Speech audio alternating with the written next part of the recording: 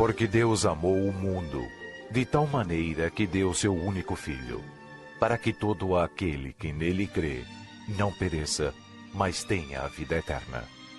Porque Deus mandou o seu Filho para salvar o mundo, e não para julgá-lo.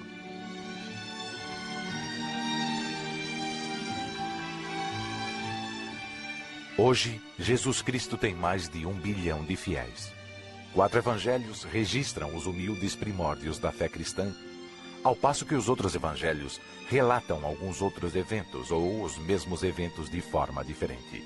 Esta é a história de Cristo, contada segundo o Evangelho de Lucas.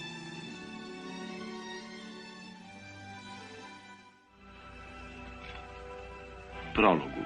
Lucas, capítulos 1 e 2. Excelentíssimo Teófilo, muitas pessoas têm se esforçado para escrever a história das coisas que aconteceram entre nós. E achei que seria bom escrever tudo isso em ordem, para que conheça toda a verdade. No tempo em que César Augusto era imperador de Roma, e quando Herodes o Grande era rei da Judéia, Deus mandou o anjo Gabriel visitar uma virgem na cidade de Nazaré. A virgem se chamava Maria.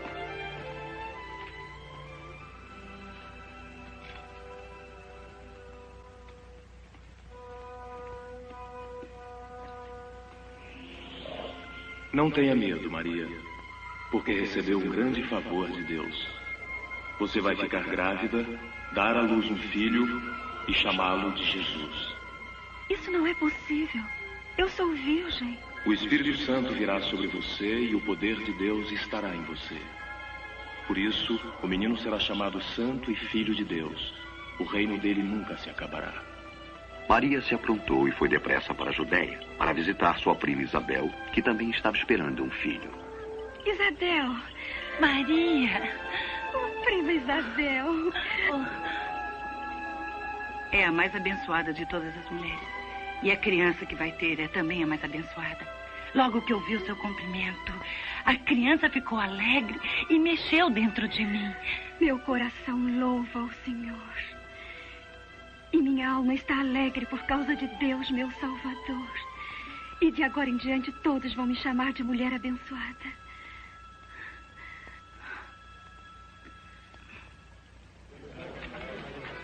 Saibam todos os homens de Nazaré que por ordem do imperador César Augusto haverá um recenseamento de toda a população da Galiléia e da Judéia. Todos terão que se registrar sem demora em seus povoados e cidades de origem.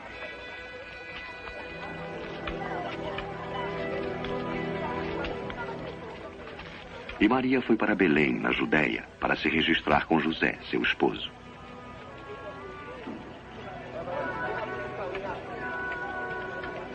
Mas não havia lugar para eles em Belém. Por isso, tiveram que se alojar em um humilde estábulo.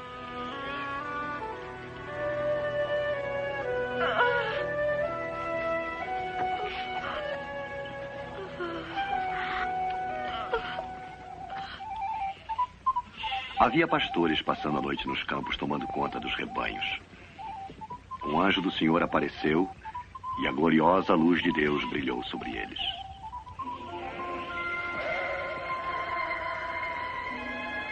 Hoje, na cidade de Davi, nasceu o Salvador de vocês, Cristo, o Senhor.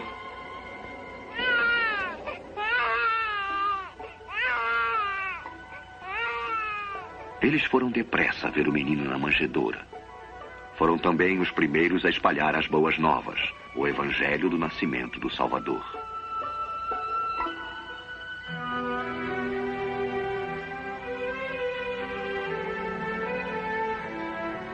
Uma semana depois, quando chegou o dia de circuncisar o menino, deram-lhe o nome de Jesus. Maria e José levaram a criança a Jerusalém para apresentá-la ao Senhor. No templo morava um homem bom e piedoso a quem o Espírito Santo havia prometido que antes de morrer veria o Messias. Seu nome era Simeão. E agora, Senhor, despede em paz o teu servo, segundo a tua palavra.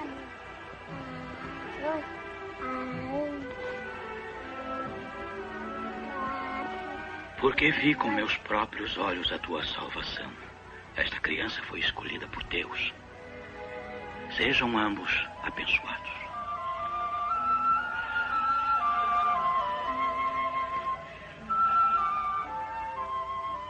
Quando terminaram de fazer tudo o que a lei do Senhor mandava, José e Maria voltaram para a casa deles, em Nazaré, na Galileia. Quando Jesus tinha 12 anos, José e Maria o levaram à festa da Páscoa, em Jerusalém. Na volta, seus pais pensavam que Jesus estivesse no grupo e viajaram o dia todo. Mas Jesus ficou em Jerusalém. Como não o encontraram entre os parentes e amigos, voltaram à cidade para procurá-lo. E 3 dias depois o encontraram no templo, sentado com os mestres. Quem é esse menino que faz essas perguntas? Veio de Nazaré. Pensamos que tinha partido conosco. Perdoe o seu entusiasmo. Todos estavam admirados com ele.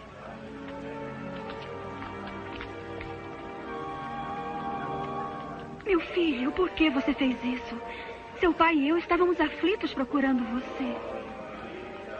Por que estavam me procurando? Vocês não sabiam que eu devia estar na casa de meu pai?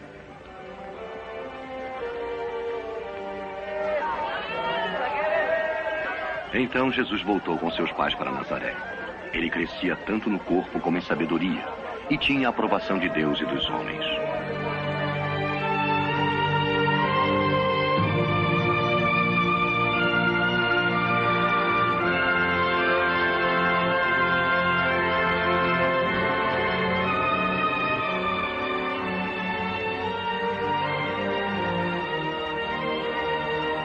A vida pública de Jesus. Um documentário totalmente extraído do Evangelho de Lucas. No 15º ano do reinado de Tibério César, imperador romano, Pôncio Pilatos era o governador da Judéia. Herodes governava a Galileia. E Anás e Caifás eram os sumos sacerdotes. A palavra de Deus veio a João no deserto. E João atravessou a região do Rio Jordão pregando o batismo de arrependimento para a remissão de pecados. Arrependam-se dos seus pecados, sejam batizados, e Deus perdoará os seus pecados. Conforme está escrito no livro do profeta Isaías. Alguém está gritando no deserto: preparem o caminho do Senhor. Abram estradas retas para ele. Todos os vales serão aterrados e todos os montes serão aplanados. As estradas tortas ficarão retas. Os caminhos, com altos e baixos, ficarão planos e toda a humanidade verá a salvação que Deus dá. O que devemos fazer? Raça de cobras venenosas! O que deseja que nós façamos? O que devemos fazer? Aquele que tiver 2 túnicas deve dar uma ao homem que não tem nenhuma. Aquele que tiver comida deve repartir.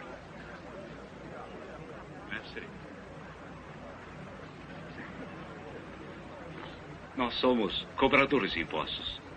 O que devemos fazer? Não cobrem mais do que a lei manda.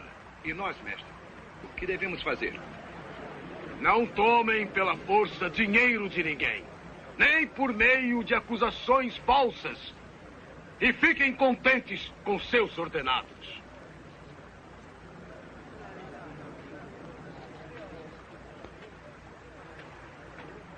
Diga. O senhor é o Cristo?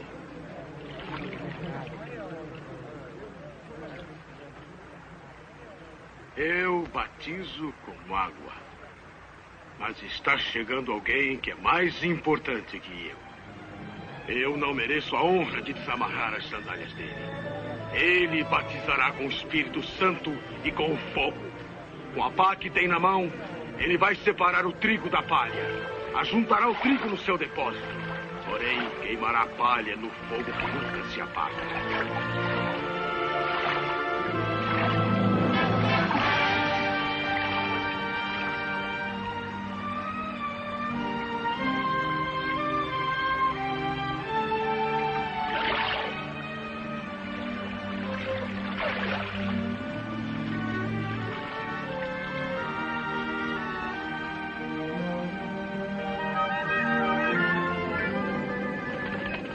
O Espírito Santo desceu do céu em forma de uma pomba sobre Jesus.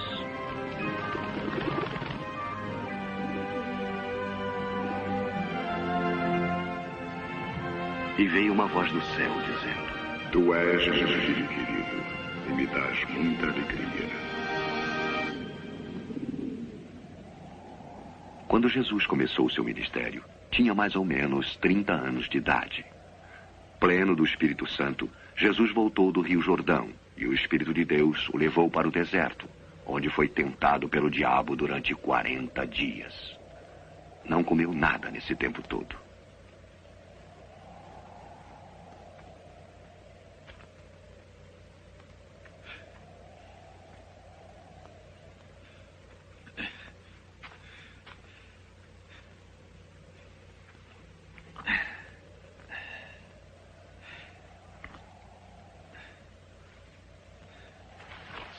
Disse-lhe então o diabo: Se você é o Filho de Deus, mande que esta pedra se transforme em pão. Está escrito: não só de pão viverá o homem, mas de toda a palavra de Deus.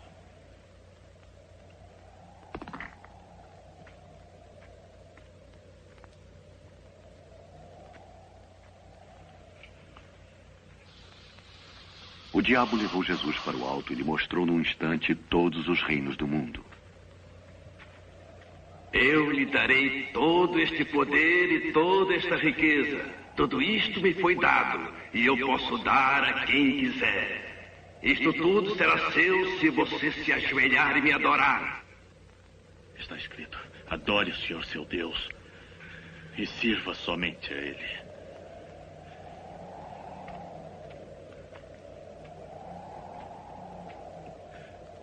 O diabo o levou a Jerusalém e o pôs na parte mais alta do templo.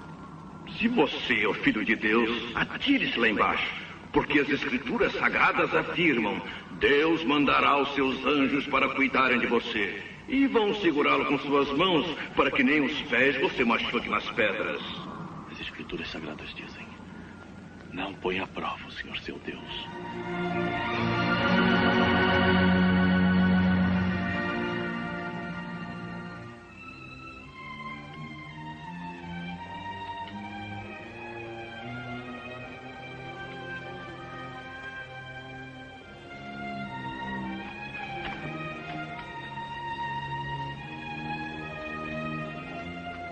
Jesus foi à cidade de Nazaré, onde havia crescido.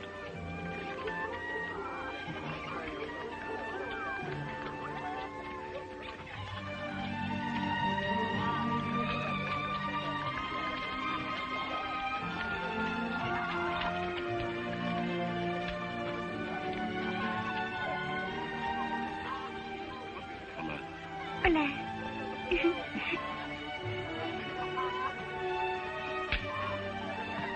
No sábado, conforme seu costume, foi à sinagoga.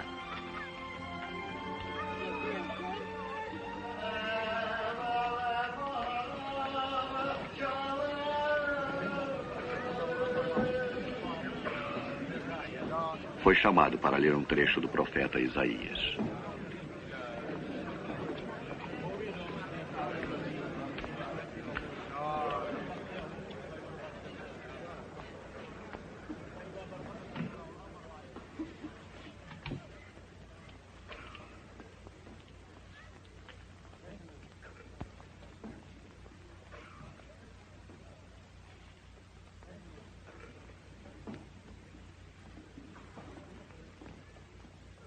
O Espírito do Senhor está sobre mim. Ele me escolheu para anunciar as boas notícias aos pobres. Me mandou anunciar a liberdade aos presos, dar vista aos cegos, pôr em liberdade os oprimidos. E também para anunciar o ano em que o Senhor vai salvar o seu povo.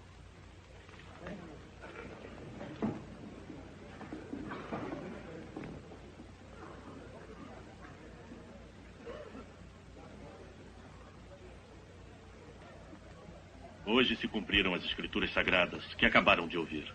As Escrituras se cumpriram? Mas só o Messias pode cumprir essa promessa. Mas como? Sem dúvida vocês vão repetir o ditado: médico, cure-se a si mesmo. E também vou dizer, faça aqui na sua própria cidade as mesmas coisas que fez em Cafarnaum.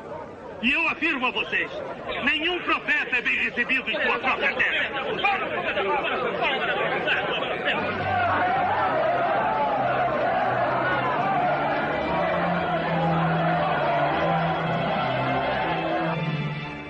Eles o arrastaram até o alto do monte para tirá-lo de lá. Mas ele passou pelo meio da multidão e foi embora.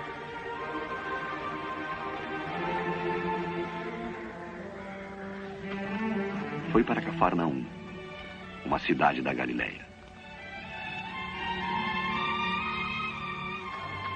A ocupação romana da nação estava evidente em toda a parte, e o povo ansiava pela chegada do Messias para libertá-lo da tirania.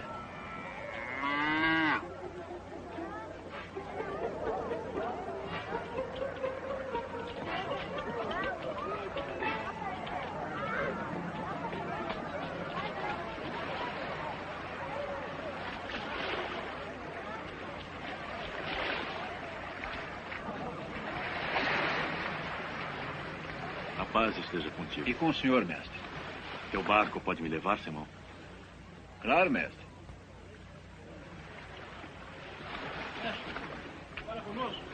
Mestre, diga alguma coisa. Fale, mestre.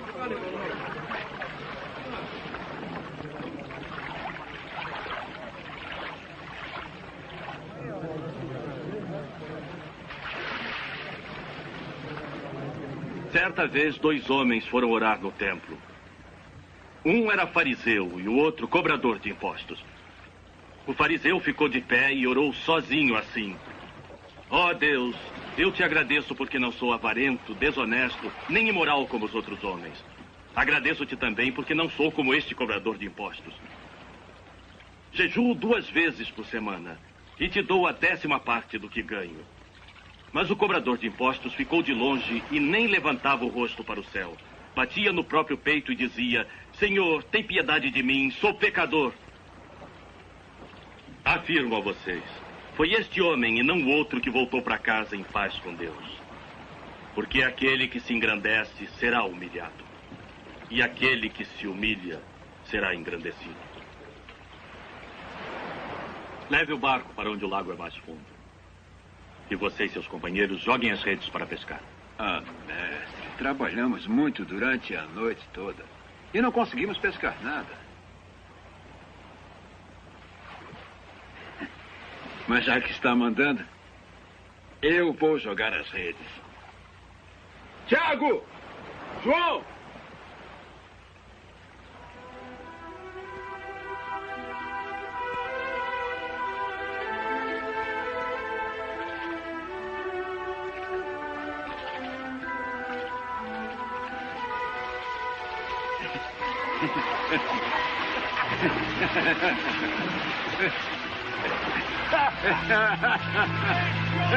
Tiago, João, venham ajudar!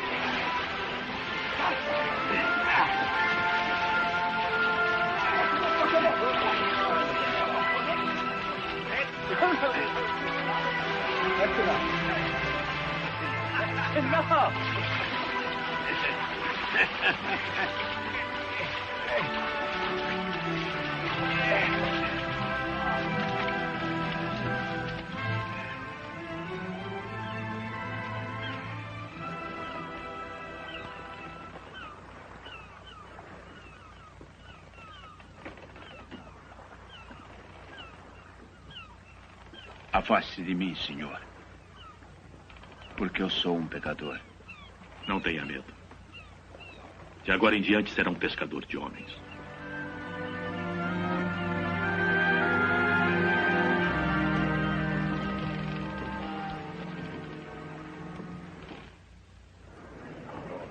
Vocês desconhecem a força do seu espírito, porque o Filho do Homem não veio para destruir vidas humanas, e sim salvá-las. Ele perseguirá o seu intento na Babilônia e lutará contra os caldeus. Até eu falei e o chamei. Ele veio e persistirá em seu caminho. Quem dentre eles disse: o Senhor o ama? Está chegando! Está aqui, vejam! Jesus! Vejam! Jesus, por favor. Peço que salve minha filha única. Senhor, tenha piedade. Ela só tem 12 anos e está morrendo. Por favor, venha comigo.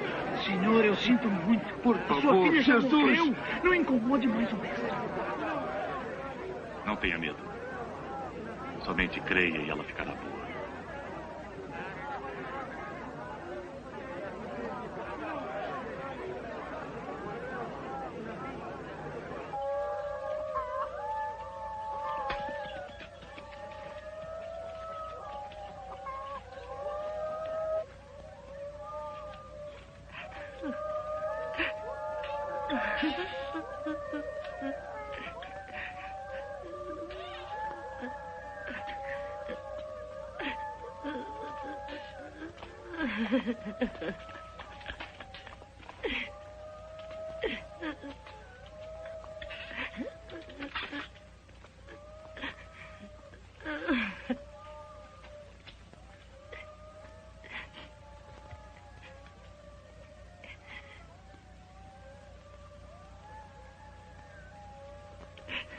Não devem chorar.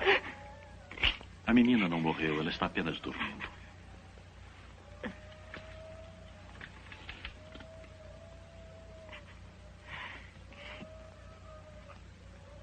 Menina, levante-se.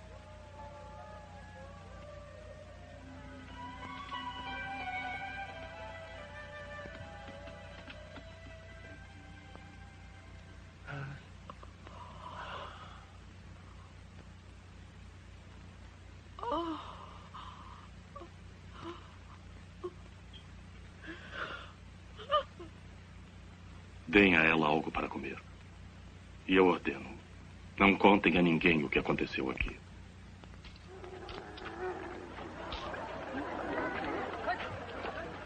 E depois disso, Jesus viu um cobrador chamado Levi sentado no lugar onde se pagavam impostos.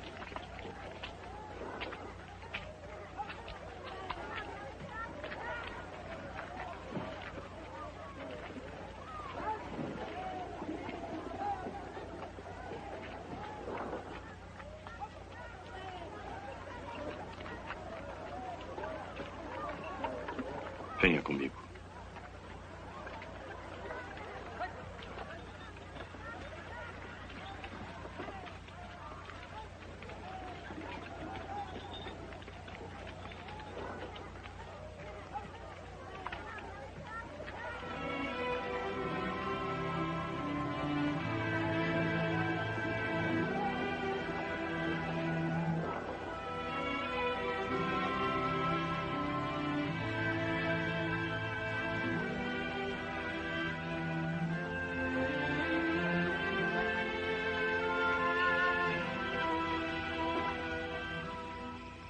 Jesus subiu a um monte para orar e passou a noite orando a Deus.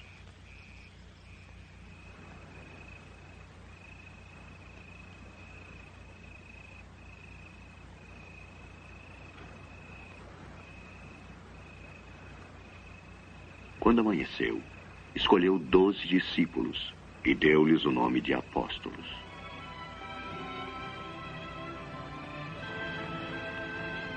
Simão, em quem pôs o nome de Pedro.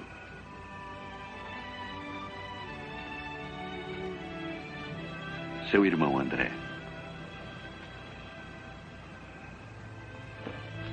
Tiago.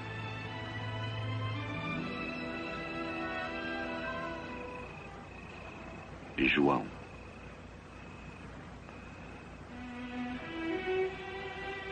Felipe.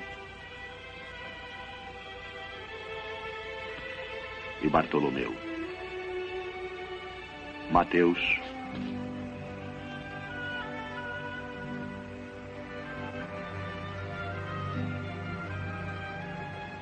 E Tomé.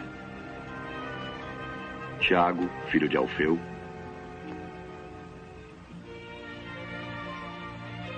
Simão, chamado nacionalista.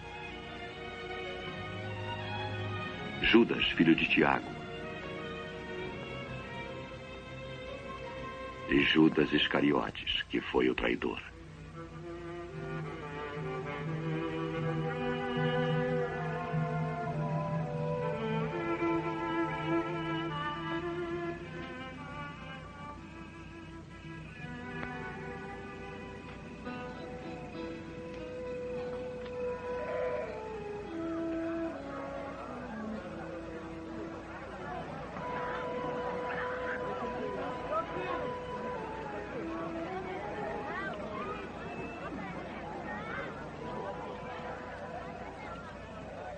Felizes são vocês, os pobres, porque o reino de Deus é de vocês. Felizes são vocês que agora têm fome, porque vão ter fartura. Felizes são vocês que agora choram, porque vão sorrir. Felizes são vocês quando os odiarem, rejeitarem, insultarem e disserem que são maus por serem seguidores do Filho do Homem. Fiquem felizes e muito alegres quando isso acontecer, porque a grande recompensa os espera no céu. Os antepassados dessas pessoas fizeram isso mesmo aos profetas.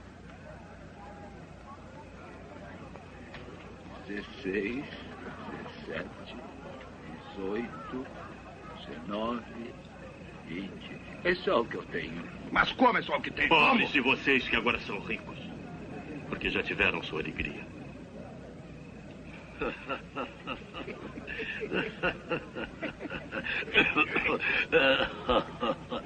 Ele não quer ser rico. Deve estar louco. Ai de vocês que agora estão rindo, porque vão chorar e lamentar. Ai de vocês quando todos os elogiarem, porque os antepassados deles também elogiaram os falsos profetas. Mas digo a vocês que me ouvem: amem seus inimigos. Façam o bem a quem os odeiam. Abençoem o que os amaldiçoam. E orem em favor de quem os maltratam.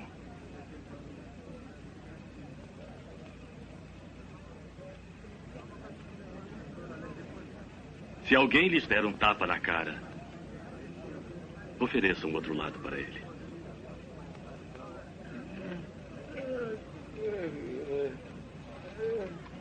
Se alguém tomar a sua capa, deixem que leve a túnica também.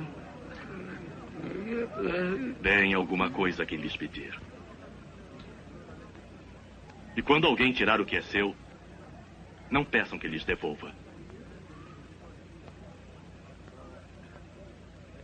Façam pelos outros o mesmo que querem que façam por vocês.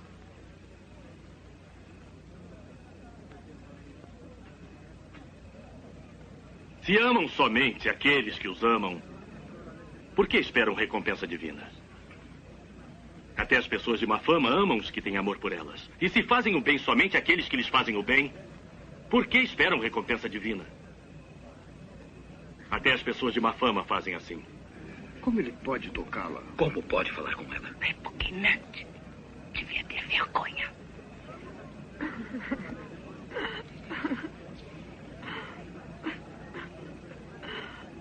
Não.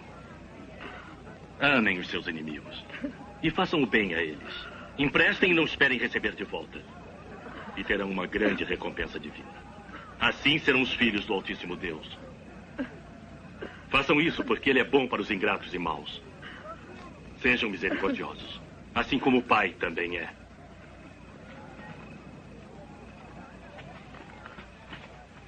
Salve-nos, Jesus! Não julguem e Deus não julgará vocês. Não condenem e Deus não condenará vocês. Perdoem e Deus perdoará vocês. Guia-nos em teus caminhos, Senhor.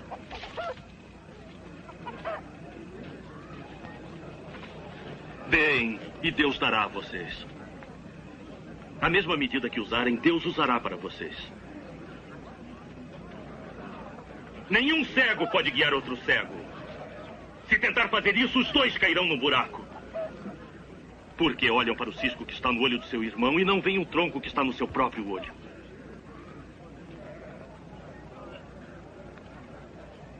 Deus é seu mestre. Precisamos do Senhor.